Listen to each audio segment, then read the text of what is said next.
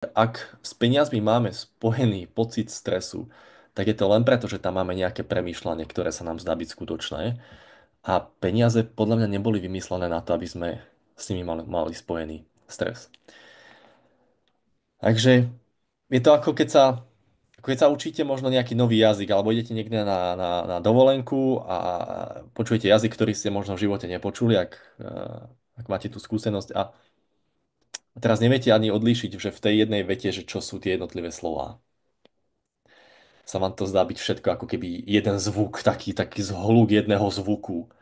A postupne, čím viac ste vystavení tomu jazyku, tak začnete rozlišovať. Aha, tak toto je jedno slovo, síce neviete, čo znamená, ale toto je jedno, toto druhé, toto tretie.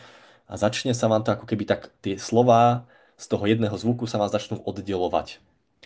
A, a to je to, čo sa vám začne diať, keď začnete skúmať akúkoľvek tému, čiže dnes aj tému peňazí, že môže sa stať pri tom objavovaní, že jednoducho tie myšlienky, ktoré máte nalepené na tému peňazí, začnú byť postupne videné ako myšlienky a nie ako pravda o peniazoch. A môžeme začať tým, že ha, čo vám napadne ako prvé, keď sa povie slovo peniaze. Akékoľvek slovo, veta, môžete napísať do chatu, aspoň budem vidieť, že čo. Nesnažte sa vyzerať pekne, proste povedia sa peniaze, čo vám tam cvakne.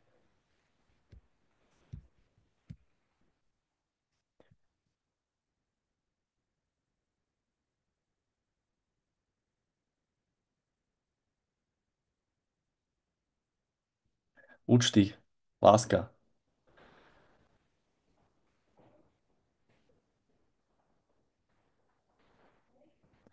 sloboda. Aneb svoboda.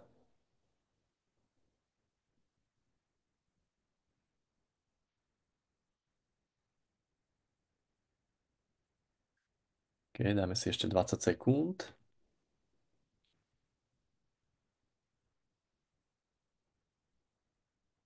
Chudoba, pasca. OK.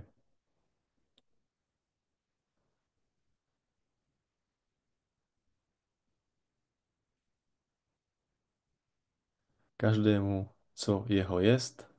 OK.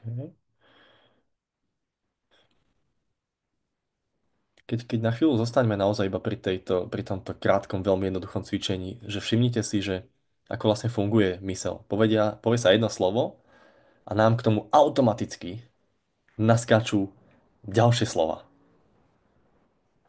ďalšie nejaké myšlienky. A to je presne ono, že zrazu nepočujeme peniaze, zrazu počujeme sloboda, láska, chudoba, pasca každému, čo ho je, závod za množstvom, pocit slobody, stres a zase sloboda, že zrazu máme obrovský balík, že už to není iba o peniazoch, ale je tam kopec ďalšieho premýšľania. Hej, úplne automaticky. Čiže je to pekná možnosť všimnúť si a vyskúšať si, ako automaticky nám to naskakuje.